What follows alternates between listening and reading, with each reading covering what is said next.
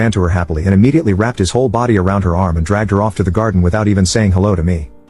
My wife didn't even come to get me or anything after being dragged away, so I went to the kitchen to ask for a drink where I was greeted by David's mother. She is a lovely person. We generally had a nice talk about our own lives and she made sure I felt welcome. The whole gathering was mainly nothing special till it got to the dinner. I sat down next to my wife and David walked up to me and asked me to move. I asked why, since the only other spot available was next to his uncle and mother, and since it was about his mother, wouldn't he want to sit next to her?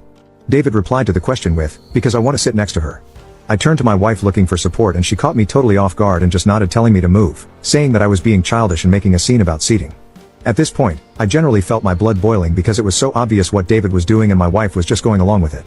I stood up and told my wife that I felt uncomfortable and that I need to go to the bathroom and asked where it was. David told me, and I left the table doing breathing exercises trying to calm down. I ended up messaging my sister from the bathroom and she said I was being jealous and that I was overreacting. So I agreed and went back to the table to sit next to David's